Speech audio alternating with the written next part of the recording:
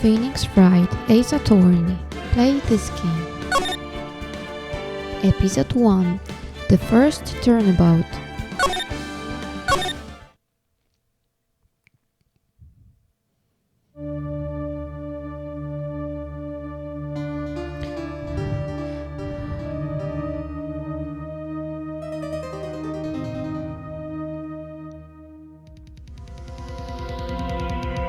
Damn it, why me?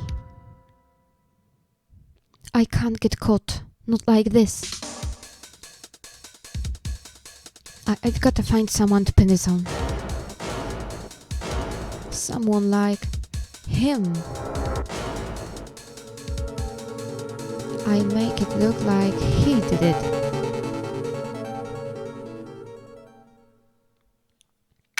August the 3rd, 9:47 a.m. District Court Defendant Lobby number 2. Boy, am I nervous. Right. Oh, hi, Chief. Phew, I'm glad I made it on time. Well, I have to say, Phoenix, I'm impressed. Not everyone takes on a murder trial right off the bat like this.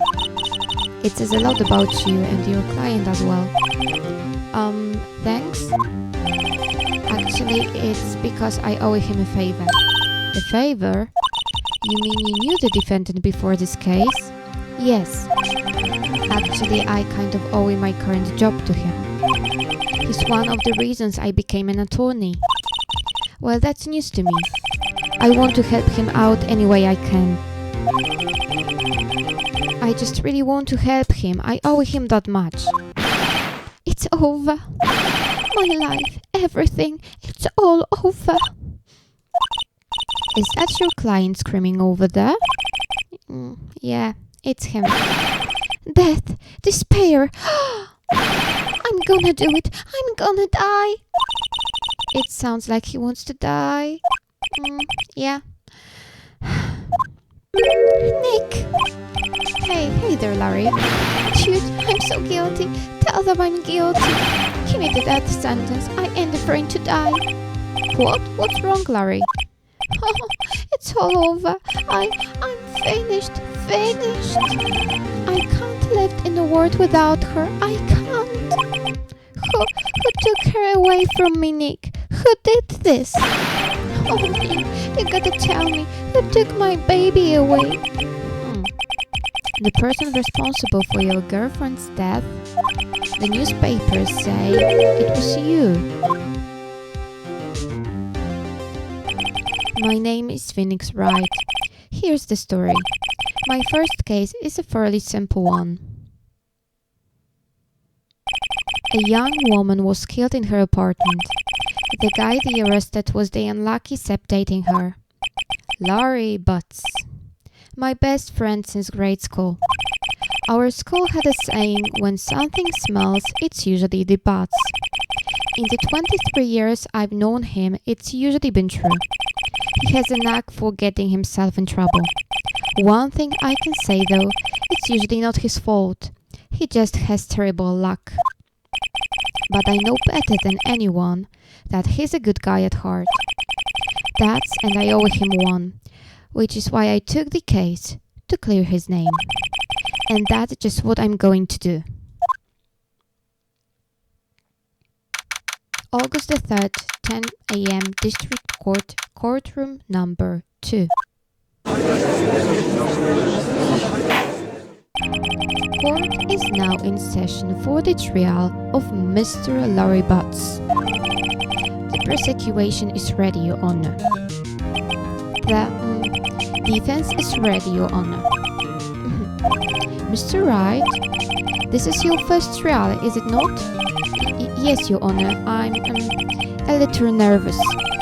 Your conduct during this trial would decide the fate of your client. Murder is a serious charge. For your client's sake, I hope you can control your nerves. Thank you, Your Honor. Mr. Wright, given the circumstances, I think we should have a test to ascertain your readiness.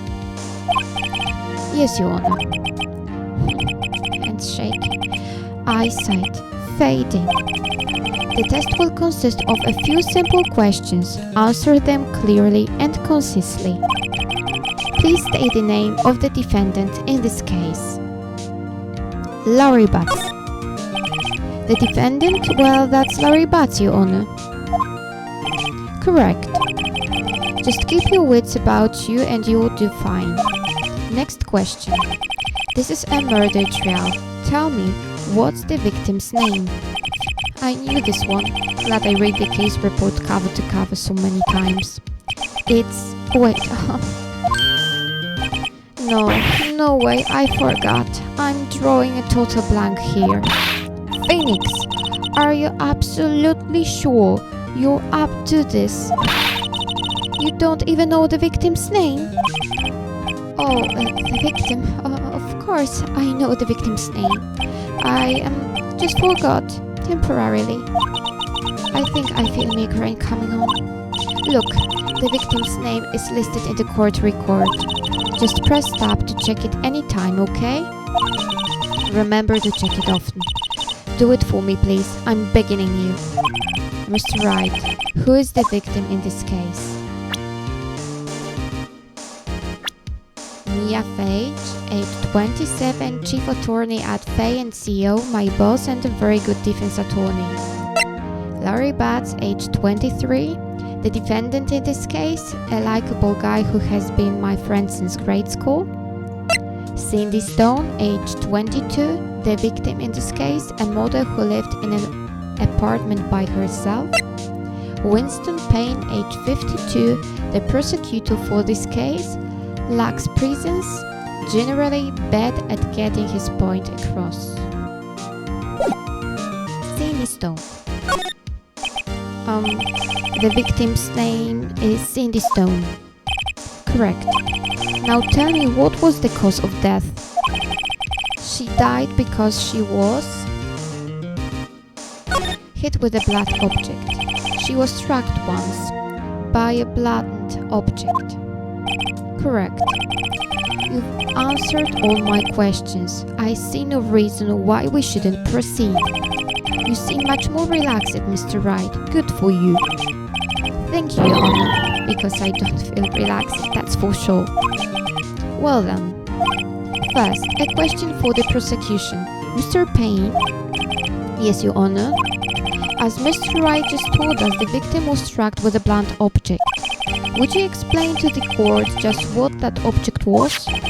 The murderer weapon was this statue of the thinker. It was found lying on the floor next to the victim. I see. The court accepts it into evidence. Statue added to the court record. Statue. A statue in the shape of the thinker. It's rather heavy. Right. Be sure to pay attention to any evidence added during the trial. That evidence is the only ammunition you have in the court. Use tab to check the court record frequently. Mr. Payne, the prosecution may call its first witness. The prosecution calls the defendant, Mr. Batts, to the stand. Chief, what do I do now? Pay attention. You don't want to miss any information that might help your client's case. You'll get your chance to respond to the prosecution later, so be ready. Let's just hope he doesn't say anything unfortunate. Larry gets excited easily. This could be bad.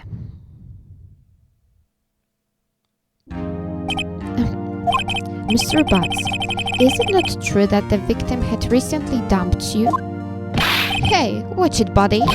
We were great together. We were Romeo and Juliet, Cleopatra and Mark Anthony. Didn't they all die? I wasn't dumped. She just wasn't taking my phone calls or seeing me, ever. What's it to you anyway?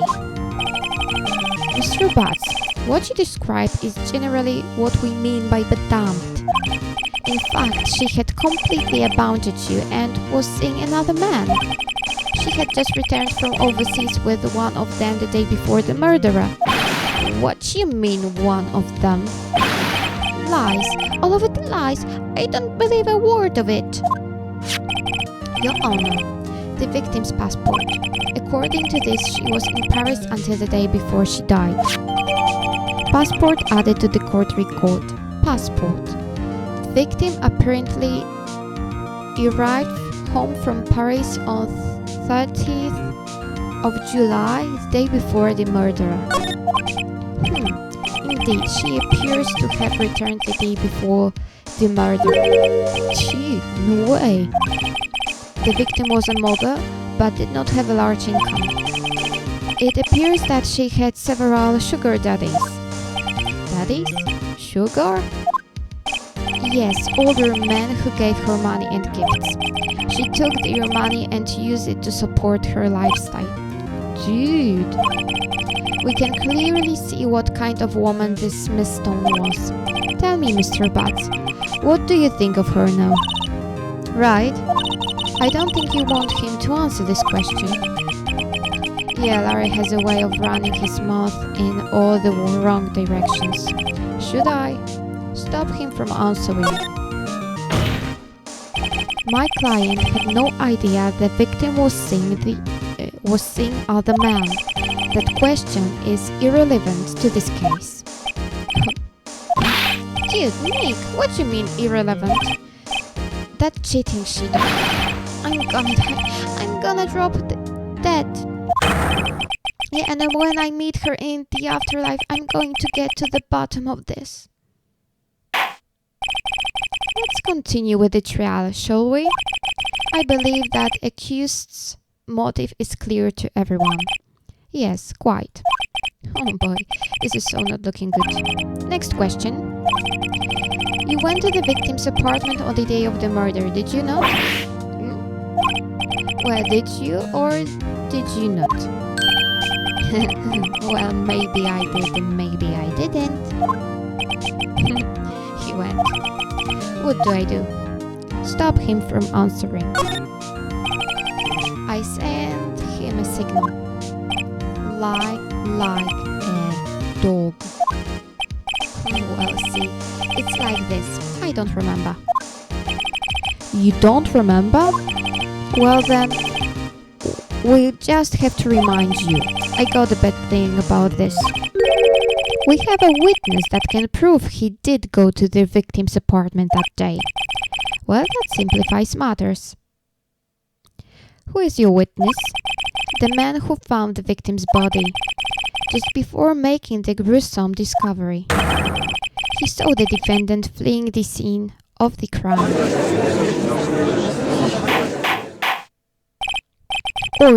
Order in the court. Mr. Payne, the prosecution may call its witness. Yeah, Your Honor.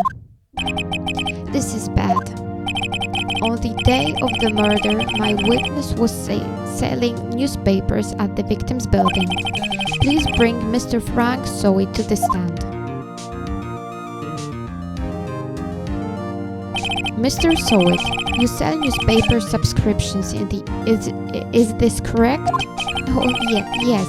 Newspapers, yes. Mr. Sowitt, you may proceed with your testimony. Please tell the court what you saw on the day of the murder. Witness testimony. Witness's account. I was going door to door selling subscriptions when I saw a man fleeing an apartment. I thought he must be in a hurry because he left the door half open behind him. Thinking it strange, I looked inside the apartment. Then I saw her lying there, a woman, not moving, dead. I collided in fright and found myself unable to go inside. I thought to call the police immediately. However, the phone in her apartment wasn't working. I went to a nearby park and found a public phone. I remember the time exactly. It was 1 p.m. The man who ran was without doubt the defendant sitting right over there.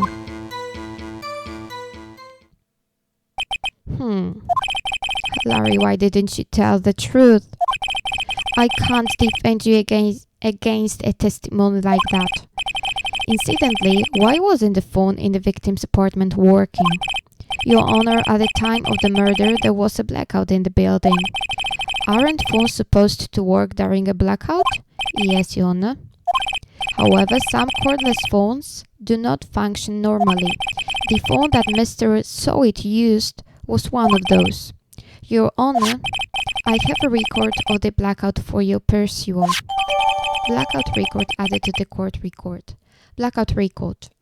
Electricity to Miss Stone's building was out from noon to 6 p.m. on the day of the crime. Now, Mr. Wright. Yes? Yes, Your Honor. You may begin your cross-examination. Cross-examination, Your Honor? Oh, right. This is it. The real deal. What exactly am I supposed to do? Why, you exposed the lies in the testimony the witnesses just gave.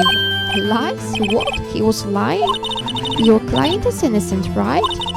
Then that witness must have lied in his testimony. Or is your client really guilty? How do I prove he's not? You hold the key. It's in the evidence. Compare the witness's testimony to the evidence at hand. There's bound to be a contradiction in there. First, find contradictions between the court record and the witness's testimony. Then, once you found the contradicting evidence, present it and rub in the witness's face. Okay. Open the court record with that, then point out contradictions in the testimony. Cross-examination. Witness's account. I was going door to door selling subscriptions when I saw a man fleeing an apartment. Hold it! Isn't a man leaving an apartment a common sight? I find it odd you would take notice of him. I don't know, he just seemed strange to me, that's all. Like he was mad and yet frightened at the same time. Just like a criminal fleeing the scene of a crime. The defense requests that the witness refrain from conjecture. Of course, what the witness means is that the man he saw looked suspicious. So what happened next? I thought he must be in a hurry because he left the door half open behind him. Hold it! Half open, you say?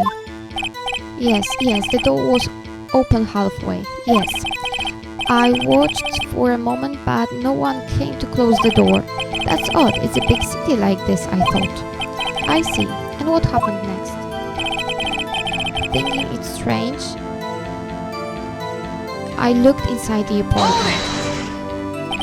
What gave you the idea to do that? Well, the door was half open, you see. Isn't it only human to want to peek? We climb mountains because they are there. It's the same thing. Swear words have never been spoken. Anyone would look inside. Why did Ben cut him off so quickly? So you looked into the apartment. What happened then? Then I saw her lying there. A woman, not moving, dead. Hold it! Are you sure she was dead? Well, no, I guess I wasn't, but she wasn't moving at all and there was blood everywhere. I guess that would look fatal to anyone. Very well, what happened next? Equal-eyed in fright and found myself unable to go inside. Hold it! So you didn't touch anything in the apartment? Yes, I mean no, nothing. Okay, what happened then? I thought to call the police immediately. Hold it! You thought to call the police? Does that mean you didn't actually call them? Please, listen to the rest of the testimony. You thought to call the police? What happened then? However, the phone in her apartment wasn't working. Hold it! The phone in her apartment wasn't working? Yes, I mean no, it wasn't, right. But you said you didn't go into the apartment, or did you? Oh, that I can explain that. There was a cordless phone on the shelf in the entranceway. I reached inside and tried using that to call. And that phone wasn't working, correct? What happened next? I went to a nearby park and found the public phone. I remember the time. Exactly, it was 1 p.m.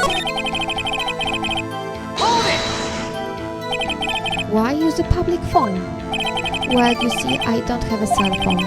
And being in the middle of the afternoon, there was no answer at the nearby apartments. Right, what time did you call again? I remember the time exactly. It was 1 p.m. Hold it! 1 p.m. Are you certain? Yes, absolutely. He seems really confident. 1 p.m.? Right. Doesn't that seem strange to you? Present some evidence to contradict him. The man who ran was without a doubt the defendant sitting right over there. Hold it! Are you absolutely 100 positive? Yes, it was him. No mistake about it. The witness say he's certain. That's all of it. There must be a contradiction in their side. Examine the court record with tap if something strikes you as being suspicious. Then find the evidence that contradicts his testimony and present it to the court.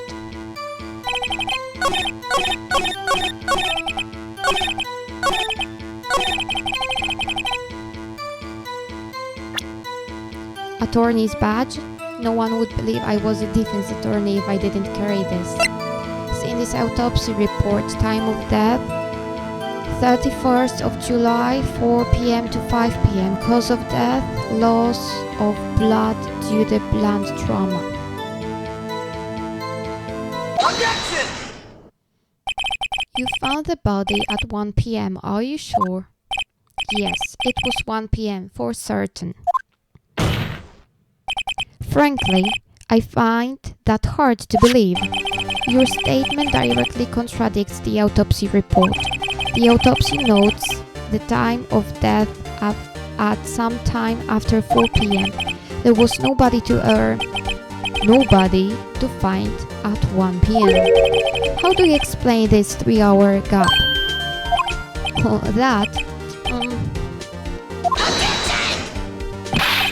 This is trivial. The witness merely forgot the time. After his testimony, I find that hard to believe. Mr. Sowit, why were you so certain that you found the body at 1 p.m.? Gee, that's a really good question. Great job, Wright. Why to put him on the spot? That's all you have to do. Point out contradictions. Lies always beget more lies. See the one, and their whole story falls apart. Wait, I remember now. Would you care to give your testimony again? Witness testimony, the time of discovery. You see, when I found the body, I heard the time. There was a voice saying the time. It was probably coming from the television. Oh, but it was 3 hours off, wasn't it? I guess the victim must have been watching a video of a taped program. That's why I thought it was 1 p.m. Terribly sorry about the misunderstanding. I see.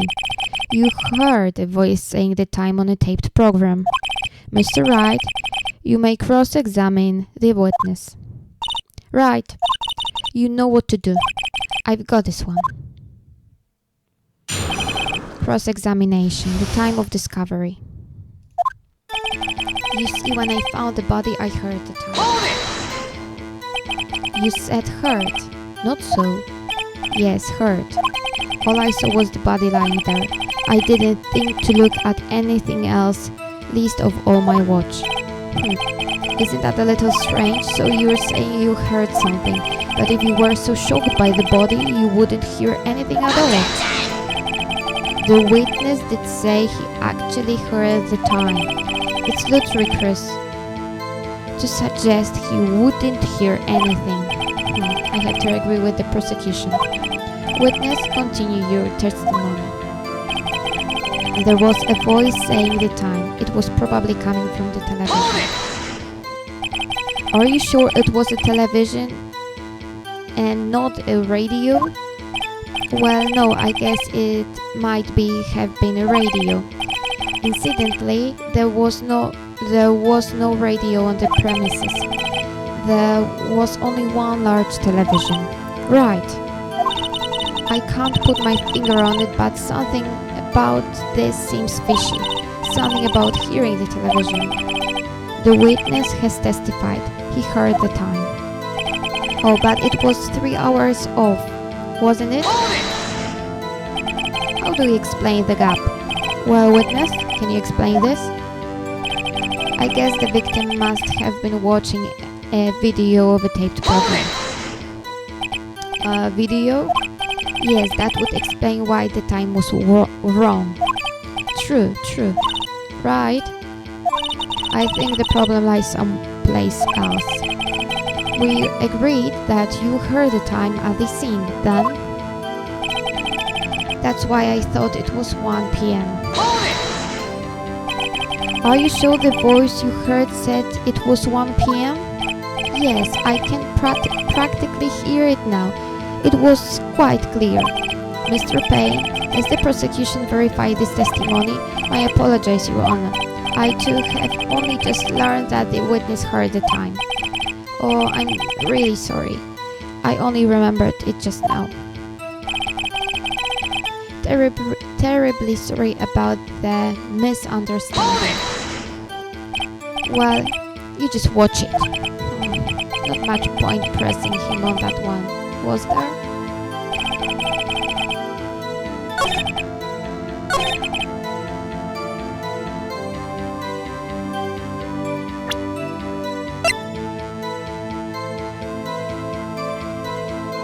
Objection! Hold it right there.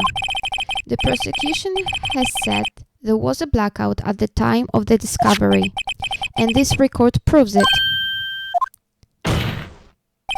You couldn't have heard a television or a video. The defense has a point.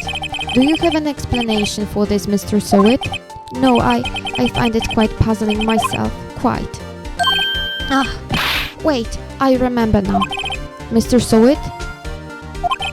The court would prefer to hear an accurate testimony from the very beginning. These constant corrections are harming your credibility. That, and you seem rather distraught. I apologize, Your Honor. It must have been the shock of finding the body. Very well, Mr. Sowit. Let's hear your testimony once more, please. Witness testimony, hearing the time. Actually, I didn't hear the time, I saw it. There was a table clock in the apartment, wasn't there? Yeah, the murderer weapon. The killer used it to hit the victim. That must have been what I saw. You saw a clock? I guess that would explain it. The defense may cross-examine the witness. Gladly. Cross-examination, hearing the time. Actually, I didn't hear the time, I saw it. That strikes me as a very suspicious mistake. Yes, I can see how you'd be a little doubtful. I'm really sorry, I only just remembered that table clock. A table clock? There was a table clock in the apartment, wasn't there? A table clock? Was there a clock at the scene? This is the first time I've heard of it. Yeah, the murderer weapon. The killer used it to hit the victim. The murderer weapon? Yes, the table clock that was used as a weapon. That's what I just said. Did you doze off in the middle of my testimony or something? Something's fishy here. That must have been what I saw. Why didn't you tell us that in the first place? I guess it just slipped my mind. I'm not really sure how it happened myself. The witness says he saw the table clock. End of story. Now find the contradictions.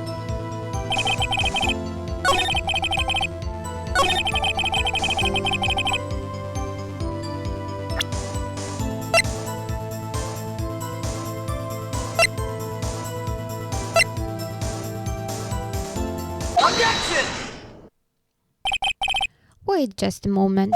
The murderer weapon wasn't a clock. It was the statue. Now how is it supposed to be a clock?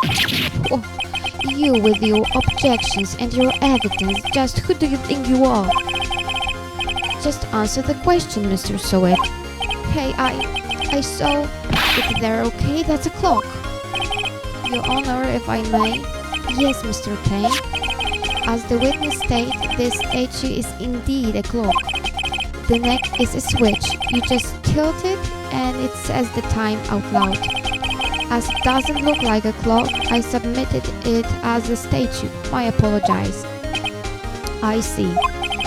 So the murderer weapon was a table clock after all. Well, Mr. Wright, it appears that the witness's testimony was correct. This is a clock. Do you have any problems with the testimony now? Yes. Your Honor, there is a gaping hole in the witness's testimony. The only way he could have known the weapon was a clock is to hold it in his hand. Yet the witness testified that he never entered the apartment. Clearly a contradiction. Indeed. The witness knew it was a clock because he went into the apartment. You were lying. You were inside the apartment on the day of the murder. Oh yeah, prove it. Prove I went in there. I do better than that. I can prove you were the one who killed her. You struck her with the clock and the shock of the blow triggered the clock's voice. That was the sound you heard. Order in the court. Intruding. Please continue, Mr. Wright. Yes, Your Honor. Mr. Sowick, the sound must have left quite an impression on you. Understandable, since the murder weapon spoke just as you hit the victim. That voice was burnt into your mind. That's why you were so certain about the time. What's the meaning of this? This is all baseless conjecture. Baseless? Just look at the victim's face, witness's face.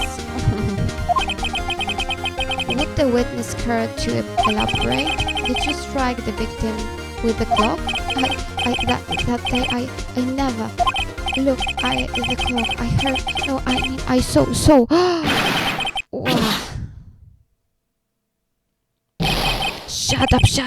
Shut up, I hate you. It was him, I tell you, I saw him. He killed her and he should burn, give him death. Order in the court, I say. Your Honor, a moment please. There isn't a shred of evidence supporting the defense claims. Mr. Wright, Your Honor, you claim the sound the witness heard came from the clock. Do you have any evidence? The whole case is riding on this. I'd better think it through carefully.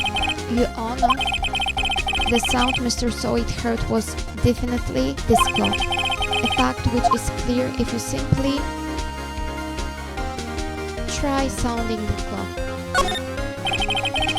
Let's sound the clock now, here in this court. Your Honor, may I have the clock? I ask the court to listen very carefully. I think it's 8:25. That certainly is a strange way to announce the time. Well, he's the thinker after all. So, we've heard the clock. What are your conclusions, Mr. Wright? Mr. Payne, can't you tell me what time is it now? It's 11:25. As you can see, this clock is exactly 3 hours slow. Precisely, that is discrepancy between what Mr. Sowitt heard and the actual time of death. So Mr. Sowitt, try to talk your way out of this one. You forgot one thing. What's he talking about now? Why, it may seem like that clock is running 3 hours slow. It proves nothing. How do you know it was running 3 hours slow on the day of the murder? If you can't prove that, you don't have a case. He's right. How am I going to prove that? Damn it, I was so close. Mr. Wright, it seems you lack the critical evidence to support your claim. Yes, Your Honor. This means I cannot let him indict the witness. Unfortunately, this ends the cross-examination of Mr. Frank Sowitt. I came all the way down here to testify, and look what happens. You treat me like a criminal. You lawyers are all slime. I almost had him. Sorry, Larry. I failed you. There is nothing I can do about it now. Not so fast, Mr. Sowitt. Mia, I mean Chief. Listen up, Wright.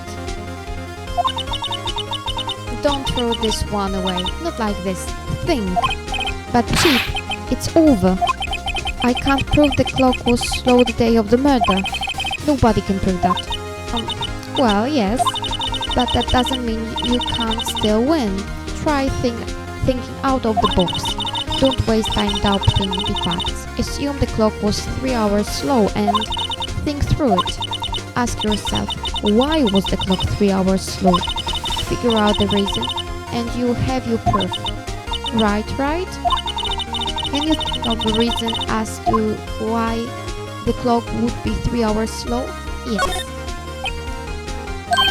Wait, maybe I can prove it.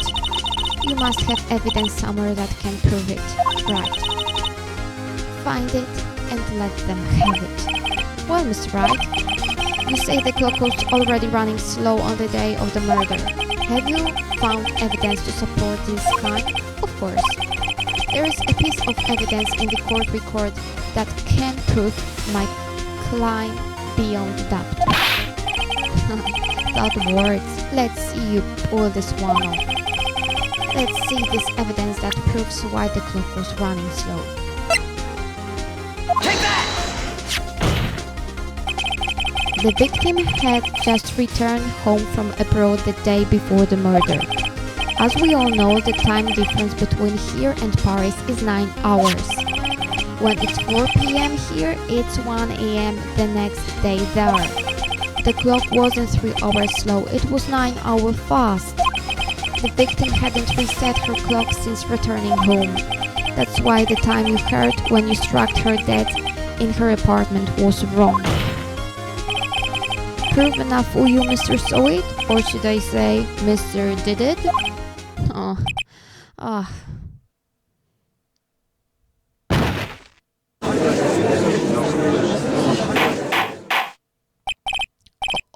Order, I say. Well, I think this case has centrally turned out differently than we all expected. Mr. Payne, you witness. He was arrested and has been taken away, Your Honor. Very well. Mr. Wright. Yes, Your Honor. I have to say I'm impressed. I don't think I've ever seen someone complete a defense so quickly and find the true culprit at the same time. Thank you, Your Honor. At this point, this is only a formality, but this court finds the defendant, Mr. Larry Butts, not guilty.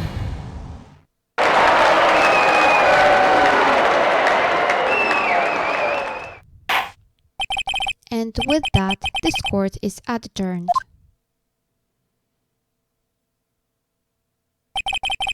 It turns out that Frank Sowitt was a common burglar. He posed as a newspaper salesman to check and see when people were out of the house. That day, when Larry went to her apartment, the victim wasn't home. After he left, Mr. Sowit let himself in to do his dirty work. While he was searching for her place, the victim returned. Frustrated, Mr. Sowit grabbed it, the nearest blunt object he could find.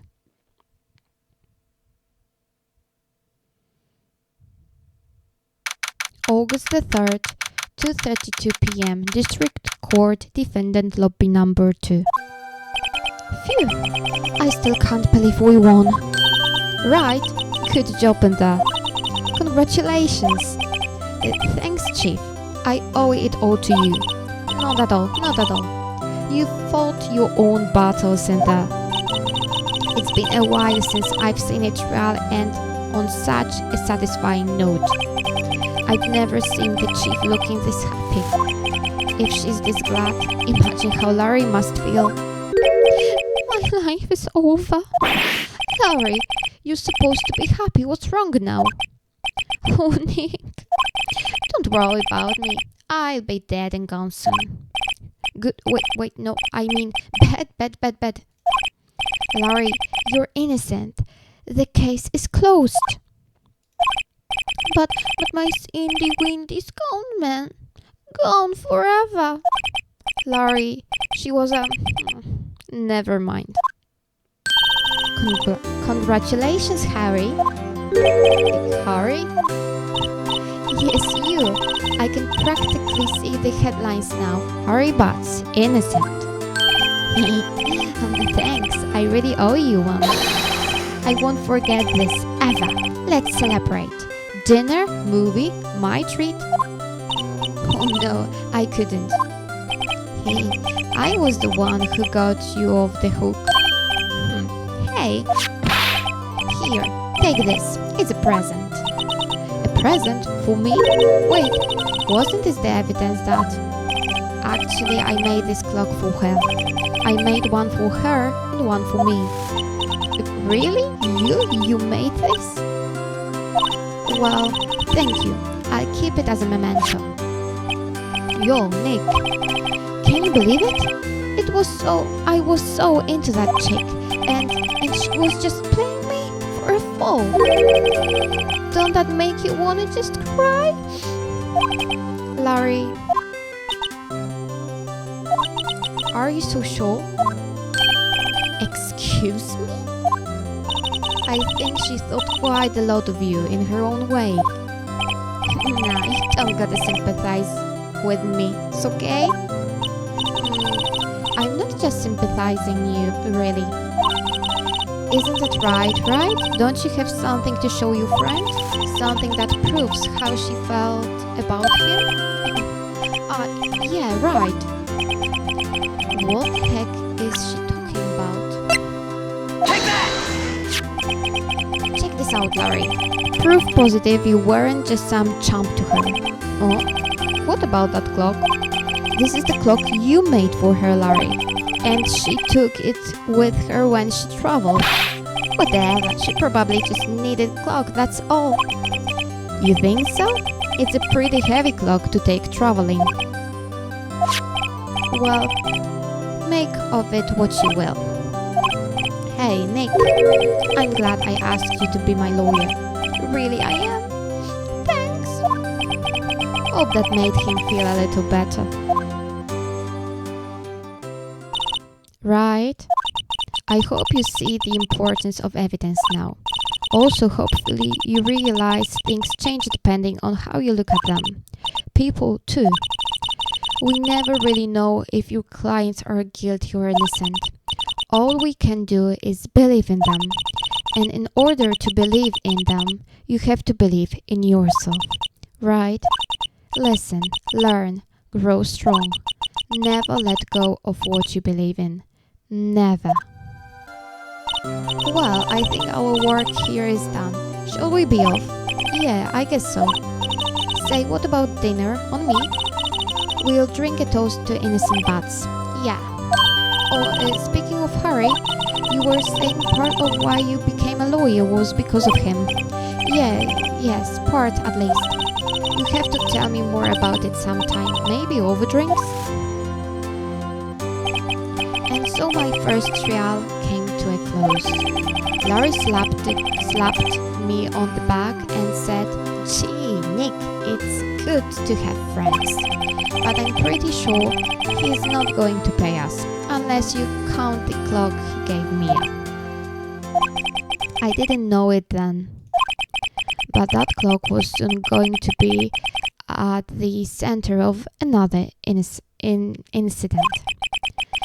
And my promise to tell the chief about me and Larry would be one promise that I wouldn't be able to keep. The end.